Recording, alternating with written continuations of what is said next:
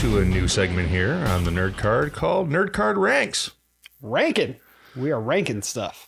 We are. So today we're going to come to you with a list that Phil and I put together of our top 10 Star Wars characters. Yes, and we did a little bit of debate on this. You know what? I think it was overwhelmingly consensus, but we had a couple of that we were kind of had sticking on. And jockey for position on a couple of them, yeah. Exactly. But you know what? We came to a consensus. We found a list that we like, and we're going to give you our top 10 favorite Star Wars characters. Boom. Phil, why don't you start us off with number 10? Can't wait. All right, starting out the list, we're starting out with a big old hairy oaf. And no, I'm not talking about Chuck. We're talking about Chewbacca. Yeah. First what a mate. Wookiee. Oh, what a Wookiee. First mate, of course, on the Millennium Falcon. Yep. But Chewie's arc is that he doesn't really have one. He is just loyal and awesome. He's muscle and he's loyal. And he's hanging there with the Solos and Skywalkers to be their dude. Exactly. And he's, you know, it was really nice seeing in The Rise of Skywalker where he finally gets his medal from Leia. That's, you know, cool stuff. Yeah. You know, it was 30 years after the fact. But, you know, it was 40. cool. It was cool anyway. Yeah, it's been a long time. It was 40. We're old 40. Now. Yeah, we're old. That's true. True. Fair story. But you know what? Speaking of that, let's go ahead and jump to the next one on the list because we already mentioned her. Number 9. That's right. We're talking about the good old Princess Leia. Princess Leia herself. Now, Leia is, I mean, she's just a badass. Well, I mean, Plain and simple. I mean, she's Princess Leia. She's a Jedi user.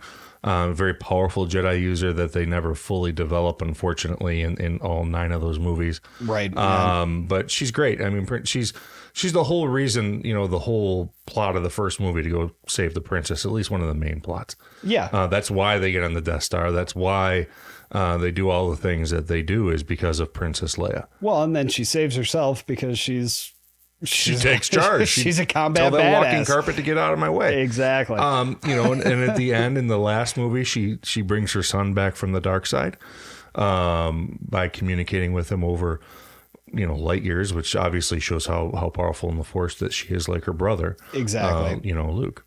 Leia's such a great character. Oh, fantastic. But let's move on to the next one. We've got number 8. That's right. We're talking about everyone's favorite Mandalorian. No, wait, not anymore. Not anymore. The original, the OG, the OG Mandalorian. Mando. We're talking about Boba Fett. Boba Fett in his original appearances in the original trilogy really didn't have any character at all. No, he said like 5 words. Yeah, total. He's no good to me, dead. And that was that. Yeah. So he was really this mysterious badass that nobody knew anything about. But as he's been fleshed out as a character, you know, we've come to find out his father was a Mandalorian, and his father was him. It was him, and he was a clone. Of course I know him. He's me. Oh, that's coming. But, you know, especially through the book of Boba Fett, we see him grow more as a character. And it's nice to know that we're, you know, the silent badass is actually getting a little more depth to him. I like that. Yeah, I agree. So let's move on from number 8 and let's move to number 7. All right, so coming on back with number 7, we have the original scoundrel, Han Solo himself. Oh, yeah. The smuggler, the looking hero, the nerf herder, Han Solo. You know, as a kid, everybody, if your favorite character wasn't Luke, it was Han. Mine was Han. And it's carried through, you know, Han Solo, when he came back in the third trilogy, you know, I cheered on the screen in The Force Awakens when Han and Chewie walked on the Falcon. So absolutely. You know, Harrison Ford, obviously legendary actor. He's one of that rare club who has been a big time character in multiple franchises. Oh yeah. There's not a ton of guys out there like him, but I mean, he's Han Solo and he's Indiana Jones. So That's pretty damn good. That's a bad dude. But the character of Han Solo, again, he's this guy who on the exterior seems to be, very selfish, looking out for himself. But at the end of the day, he's always helping his friends and puts himself in peril. And in fact, gets into a pretty bad situation for his friends. And then comes through in the end. So Han Solo, great character, a lot of fun, brings that darkness, a little bit of darkness to Star Wars with, shooting Greedo because Han did shoot first. Han shot first. So, Han shot first. But yeah, he's a great character. Absolutely. So let's move on to number 6. At number 6, we have an interesting character we do. Master Yoda, who you first see in Episode 5, The Empire Strikes Back. Yes. And you come to learn that Yoda gets very expanded upon in the prequel trilogies. The Jedi Master, the leader of the Jedi Council in the prequels. But our first introduction was just magical. And in Empire, when Luke lands and he's in the swamp of Dagobah, this little green guy comes up to him that you're like, what is going on? And you find out that that's Yoda. I mean, it was very clearly it was that he was Yoda, but sure. Luke didn't realize that he was Yoda. And you see the training, and then you have all the stuff that happened afterward with the prequels, and then you have the Clone Wars cartoon and the Clone Wars movie, and then Yoda's just been, that's a Force ghost in that movie we shall not mention. But Yoda's impact is felt all throughout Star Wars, reverberated throughout Star Wars.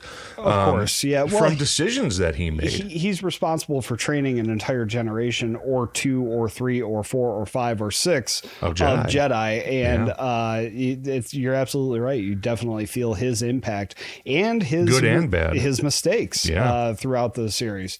For sure. So let's go ahead and move on to number 5.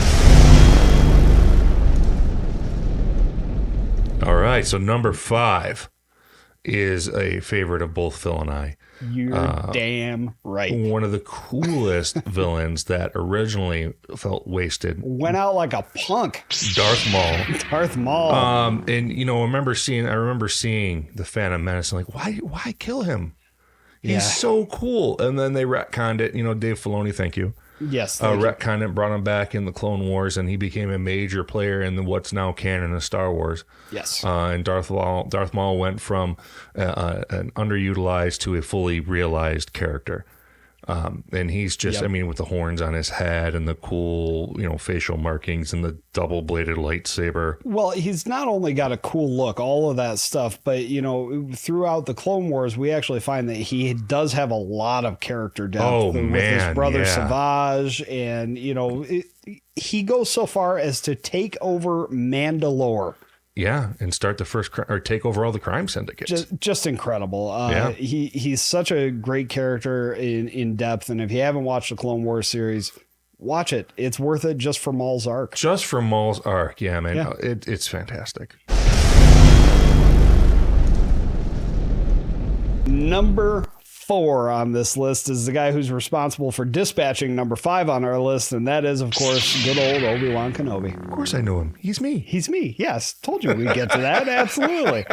Now, Obi-Wan is, of course, when we first meet him in the original trilogy, he's an old recluse. He's named Ben. He's, From a certain point of view. But as we get to know him through the prequels and Ewan McGregor's portrayal, we see definitely a more... He's a by-the-numbers Jedi. He's a by-the-book Jedi. He's a by-the-book. He's very, very talented Jedi, very strong Jedi. Yeah. But he's also a little bit too rigid, which kind of leads to some repercussions that really make the entire story of Star Wars. I would say so, yes. But, and Obi-Wan, but you can't help but love the character for all his faults that are really under the surface. They don't really emblazon on the screen. You don't really... they never really throw Obi-Wan's faults at us, but you can really see him bubbling underneath the surface, particularly in the Clone Wars cartoon. Oh, the Clone Wars is great for that. Again, the Clone Wars cartoon, we keep endorsing it, but it really brings the real life and character to so many of the prequel stories and characters that weren't in the original movies. You got to watch the Clone Wars cartoon to really get all of that, and Obi-Wan's no different. Certainly. All right, so here it is, our top 3. The baddest man in the galaxy, Luke Skywalker. And, you know, we finally got that part at the end of The Mandalorian season 2, the season finale.